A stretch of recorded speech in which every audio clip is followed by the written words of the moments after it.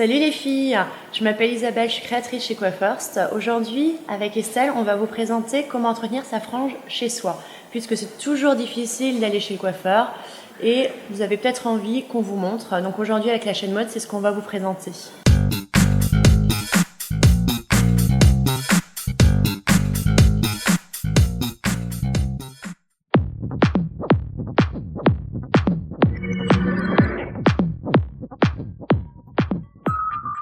Alors Estelle, moi ce que je te propose, c'est d'essayer de faire ta frange, de l'entretenir sur cheveux mouillés.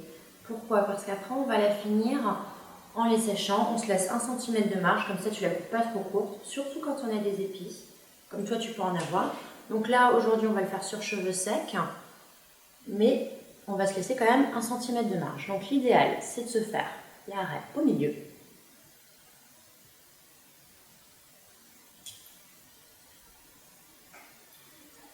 Ensuite, tu vas faire un triangle.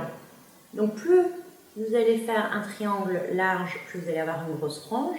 Là chez Estelle, on va faire un triangle de 2 cm, largeur du peigne à peu près au niveau de l'arrêt, pour avoir quelque chose juste à entretenir.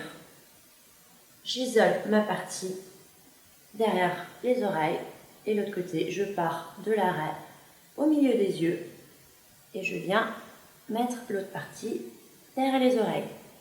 J'ai mes cheveux bien isolés. Si jamais vous ne le sentez pas, attachez vos cheveux à l'arrière.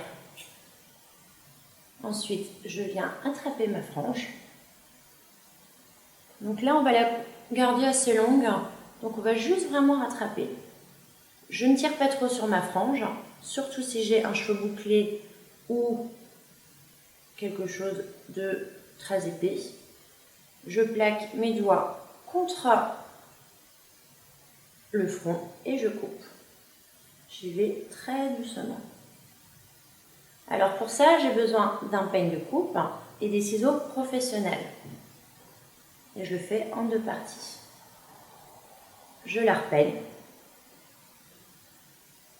N'hésitez pas à regonfler vos cheveux ou à la repasser au lisseur ou avec une brosse pour vraiment avoir une fois, parce que là on les a coupés normalement sur cheveux mouillés ou sur cheveux secs, mais n'hésitez pas ensuite à la sécher comme vous allez la placer. Comme ça après on va la couper, on va juste faire la finition dans le tombant naturel. Donc là chez Estelle on la veut longue, donc je viens la reprendre un petit peu. Ayez toujours des gestes très souples pour éviter, comme dit, le côté un petit peu barre, le côté trop pas naturel. Donc si on a des épis, là on a un épi qui part vers la gauche, donc je prends mon épi en sens inverse vers la droite. Donc les épis, c'est plus du tout un problème. Donc là je la gonfle un petit peu, hop.